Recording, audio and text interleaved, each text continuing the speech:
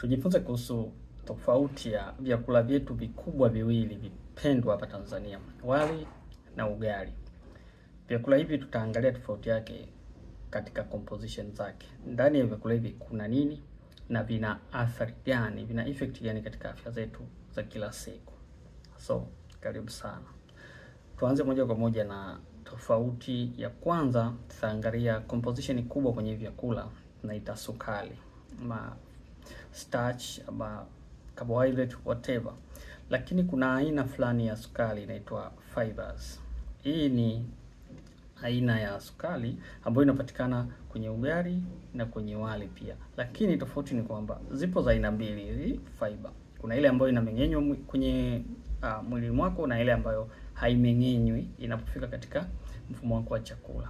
Sasa ugali una ile digestible fiber ambayo inameng'enywa kirahisi yote inapofika tumboni. Alafu tuna wali ambao una ile non digestible fibers. Na tunapozungumzia wali hasa ile brown rice ina kiwango kubwa sana cha fiber ukilinganisha na hii white rice ama mchele ule mweupe. Lakini pia kwenye ugali sembe ina kiwango kidogo sana cha fiber ukilinganisha na ile dona. So hiyo ni tofauti ya kwanza. Kwa nini nimeanza na hii? Kwa sababu fiber ni muhimu sana na itatuguide kwenye mambo mengi sana, kwa tofauti nyingi ambazo tunaendelea kuzielezea. Tofauti ya pili ni kwenye issue ya weight, kwenye kuongezeka uzito. Moja kati ya changamoto kubwa inayotusumbua sana wa Tanzania hasa wanawake ni uzito mkubwa. Uzito mkubwa unasababishwa na nini? Sababu kubwa nambari moja uzito mkubwa ni insulin resistance. Hiyo ndo sababu nambari moja. Sasa ni kitu gani kinachosababisha insulin resistance? Ni ile suddenly spike ya sukari katika mwili wako. Ni kile kitendo cha sukari nyingi kuingia kwa wakati mmoja na kufyonzwa kwa wakati mmoja katika mfumo wako wa chakula. Hii jambo linasababishwa na aina ya chakula unachokula. So ugali una kiwango kikubwa sana cha simple sugar. Sukari ambayo ikifika katika mfumo wako wa chakula inafyonzwa kwa kiwango kikubwa ndani ya muda mfupi ukilinganisha na wali. Hasa ugali wa sembe, at least kidogo dona, lakini sembe kiwango kikubwa cha sukari iliyomo mle ndani inafyonzwa kwa ghafla sana inapofika katika mfumo wa chakula. Hii hali inasababisha spike ya insulini. Insulini inazalishwa kwa wingi zaidi. Insulin ikizalishwa kwa wingi zaidi kuna mambo mengi sana yanaendelea, lakini moja kati ya shida ambayo unaweza ukapata kama hii hali inakuwa ni ya mara kwa mara ni insulin resistance. Insulin resistance maana yake sukari inashindwa, inapoteza ule udhibiti madhubuti. Unaweza ukapata changamoto nyingi sana. Kuna mafuta mengi tumboni, kuna weight kubwa, kuna kisukari na matatizo mengi sana.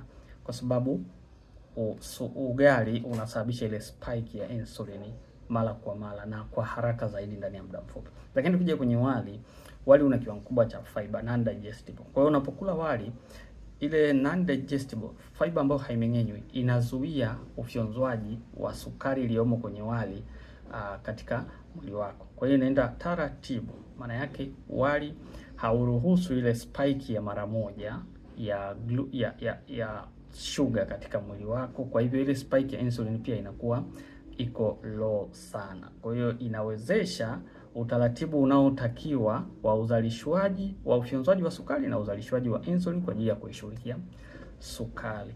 Kwa hivyo mchele ni bora sana katika kujikinga na changamoto ya uzito ama kupambana na changamoto ya uzito kuliko ugali. Na brown rice ni the best sana. Hii kama wewe ni mpenzi wa ugali, at least basi utumie ugali wa dona.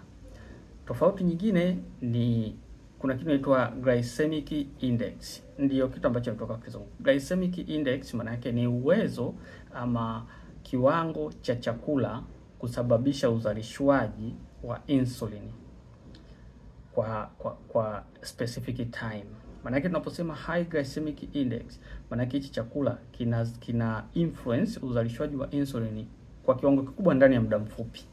Kwa hivyo ugali ni high glycemic index. Kwa hivyo ni chakula ambacho hakifai kwa watu wenye changamoto za uzito ama watu wenye changamoto za diabetics type 2, kwa sababu hawa watu moja kati ya adui yao mkubwa ni vyakula ambavyo vina high glycemic index, vyakula ambavyo vitasababisha kuzalishwa kwa sukari nyingi sana, kufyonzwa kwa sukari nyingi sana ndani ya mwili ndani ya muda mfupi. Kwa hivyo wali ni low glycemic index, wakati ugali ni high glycemic index. Kwa note hapo, kama uko kwenye changamoto yoyote ambayo inahusu sukari mwilini, hakikisha ugali unapiga kona. Tofauti nyingine, kuna kemikali inaitwa phytates. Phytates ni kemikali ambazo zipo kwenye wali na ugali, na hizi kemikali zinaathiri ufyonzwaji wa kemikali nyingine ndani ya hivi vyakula kama vile madini joto pamoja na baadhi ya vitamini. Kwa hivyo hii phytates ipo kwa wingi sana kwenye ugali kuliko kwenye wali. Kwenye wali na ugali of course amount ni kama inafanana, lakini uwepo wa fiber nyingi kwenye wali unasababisha hii phytates isiwe na ufanisi sana katika ufyonzwaji, kuzuia ufyonzwaji wa virutubisho vingine. Phytates inazuia ufyonzwaji wa virutubisho vinginevyo. Ndio maana unapotumia sana ugali, watu wengi wanatumia ugali kila siku wanakuwa na ile malnutrition, wanakuwa na utapia mlo, wanakosa ile virutubisho vingi, kwa sababu kuna hii kemikali pia inaitwa phytates, inazuia hata kile kidogo kilichopo katika ugali kufyonzwa. So keep in mind. Lakini kitu kingine ambacho ni very interesting ni matatizo ya akili, mood swing. Unapokula ugali unajiweka katika hatari ya kupata zile mood swing, lakini na uchovu pia ukilinganisha na wali. Kwa nini? Kwa sababu unapokula ugali unasababisha spike ya glucose. Glucose ikispike inasababisha insulin spike. Insulin ikispike, insulin kazi yake nyingine kubwa ni kudirect protini zote kwenda kwenye misuli kwa ajili ya kutumika kule. Lakini kuna protini moja ambayo insulin haina uwezo wa kuisafirisha kwenda kwenye misuli, inaitwa tryptophan. Hii tryptophan inakuwa nyingi zaidi kwenye damu unapokula ugali kuliko protini nyingine yoyote. Kwa hiyo hii tryptophan yenyewe itasafiri hadi kwenye ubongo. Ikifika kwenye ubongo inabadilishwa, tabadilishwa, mwisho wa siku utapata kitu kinaitwa melatonin. Hii melatonin itakusababishia vitu vingi, itakusababishia kujihisi kama umechoka, by the way inakuweka katika ile hali ya usingizi. Ni moja kati ya sababu kwa nini tunapokula vyakula vya sukari nyingi alafu baada ya muda mfupi tu unapata usingizi, kwa sababu hiyo inapelekea kuwepo kwa tryptophan nyingi sana mwilini. Kwa hivyo ile tryptophan inabadilishwa kwa melatonin, inakuweka katika ile hali ambayo state ambayo ni irritability, yani mwili wako unakuwa uko very weak, uko kama goigoi, usingizi, unakuwa non productive. Hiyo ni kwa sababu ya ile spike ya glucose kwa kiwango kikubwa, ama sukari kwa kiwango kikubwa unapotumia ugali. Lakini inapokuja kwenye wali una fiber nyingi kama tulivyoona. Kwa hivyo inapunguza ile spike ya sukari katika damu yako, na kwa hivyo uzalishaji wa insulin unakuwa ni maintainable. Kwa hivyo inakukinga na hizi changamoto. Sio rahisi kwa mtu aliyekula wali, hasa ile brown rice, wali uliotengenezwa na mchele wa brown ama kahawia, kupata hizi changamoto za usingizi na mood swing. Lakini kitu cha kawaida sana kwa watu waliokula ugali. Lakini pia faida nyingine ama tofauti nyingine ambayo tutaangalia ni hydration, uwezo wa hivi vyakula kutunza maji katika mwili wako. Ugali na wali inaandaliwa tofauti. Jinsi ugali unavyoandaliwa na jinsi wali unavyoandaliwa ni tofauti. Lakini kuna kitu kimoja ambacho very interesting. Ugali unapoandaliwa unafyonza maji kidogo, tofauti na wali. Wali unapouandaa kiwango kubwa sana cha maji kinaingia kwenye ule mchele.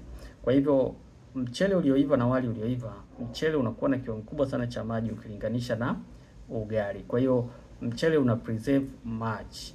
Kama maana yake matumizi ya ugali ya mara kwa mara yanaweza yakasababisha, kama hautumii maji, yanaweza yakasababisha changamoto ya dehydration kwa kiwango kikubwa ukilinganisha na wali.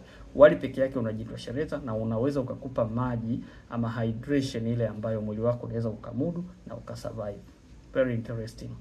Lakini pia kitu kingine ni ile hali ya kushiba. Ni kipi kati ya hivi viwili inashibisha sana?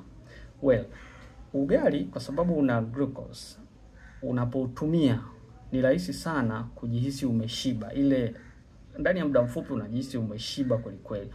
Lakini kwa sababu ni ile simple sugar, ni sukari ambayo inachakatwa kwa muda mfupi sana katika mwili wako. Yaani ikispike mwili wako pia una produce ile insulin nyingi, zinapambana ile sukari, ndani ya muda mfupi ile sukari inapungua. kwenye mwili wako.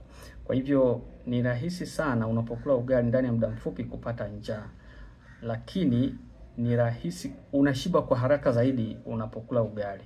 Tofauti, unashiba kwa haraka zaidi, unajihisi kushiba kwa haraka zaidi unapokula ugali kuliko unapokula wali, lakini unawahi kupata njaa unapokula ugali kuliko wali. Kwa nini? Kwa sababu wali una fiber nyingi. Kwa hiyo ile fiber inaruhusu sukari kidogo kidogo kufyonzwa. Kwa hivyo kupata ile hali ya kushiba ndani ya muda mfupi sio rahisi, lakini unaweza kukaa muda mrefu sana bila kutumia chakula kama umekula wali. Na kwa sababu hii, kwa watu wenye matatizo ya kisukari ama watu wanaopunguza uzito, wanashauriwa sana kutumia vyakula vya fiber ikiwemo wali. So tuje kwenye kiwango cha nishati ambacho kinapatikana kwa hivi vyakula.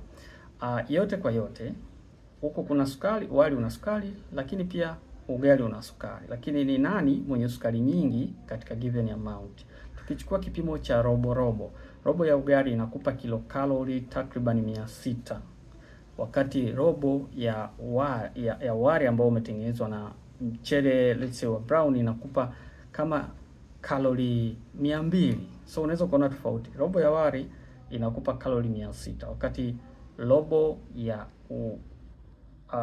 ya ugali inakupa kalori 600, wakati robo ya wali inakupa kalori 200 hadi 250.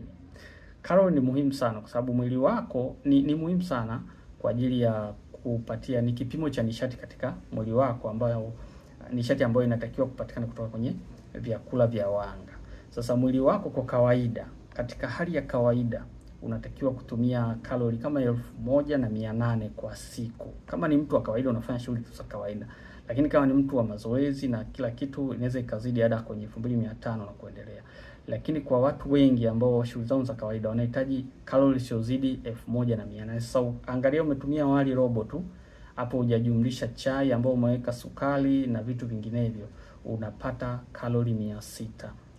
Kwa hiyo unaweza ukaona ni kwa namna gani ugali unaweza ukakusababishia ama ukakupa kalori ambazo hauzihitaji katika mwili wako, na kitu ambacho kitasababisha hizi kalori zikiwa nyingi katika mwili wako zinabadilishwa, zinakuwa katika hali ya mafuta na zeni zinahifadhiwa katika mwili wako, zinakuwa kwenye riski ya magonjwa mengi sana, mafuta mengi, matatizo ya sukari, matatizo ya pressure, matatizo ya nguvu za kiume, matatizo ya hormone imbalance na matatizo mengi sana.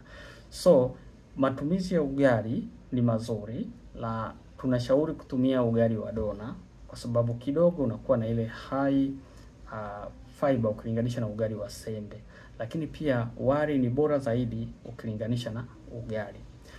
Lakini pia kwenye ugali kuna ugali wa manjano, ugali wa dona na ugali wa sembe. Faida kubwa ya ugali wa manjano ni kwamba ile njano unayoiona kuna kitu inaitwa carotenoids. Hii ni viondoa sumu ambavyo unaweza ukavipata pia kwenye ugali manjano. Kwa ugali wa manjano sometimes ni mzuri sana kwa kuondoa sumu ukilinganisha na ugali mwingineo. Lakini kwenye swala la antioxidant, brown rice pia ina antioxidant nyingi sana ukilinganisha na ugali ama mahindi ya manjano. Ugali unatokana na mahindi ya manjano. So katika swala zima la antioxidant bado brown rice itaongoza, na ugali utashika nafasi ya pili ama ya mwisho. So unaweza ukaona guys, katika comparison zetu sehemu nyingi sana wali umeonekana kuwa ni bora, ni superior ukilinganisha na ugali. Na yote kwa yote, tofauti kubwa ni kwenye sukari, kiwango cha sukari na namna gani inafyonzwa katika mwili. Hii ndiyo kitu ambacho kimepelekea tofauti nyingi sana kati ya ugali na wali. So kama wewe una matatizo yoyote yanayohusu sukari, kisukari, pressure, uzito na mengineyo, basi ugali ni moja kati ya vyakula ambavyo unatakiwa kuvitumia kwa umakini sana, na ikiwezekana uache kabisa. Na wali pia unatakiwa kuutumia chini ya usimamizi, lakini pia kwa uangalifu pia, kwa sababu na wenyewe una sukari, ingawa ina faida ya kuwa na fiber nyingi sana ambayo haitokuweka kwenye riski ya kusababisha changamoto za insulin resistance. So huo ni wali na ugali. Let me know kwenye comment, kati ya vyakula hivi viwili ni chakula gani ambacho wewe unakipendelea zaidi na kwa nini, na umejifunza nini kutoka kwenye somo hili. Mpaka wakati mwingine, bye bye.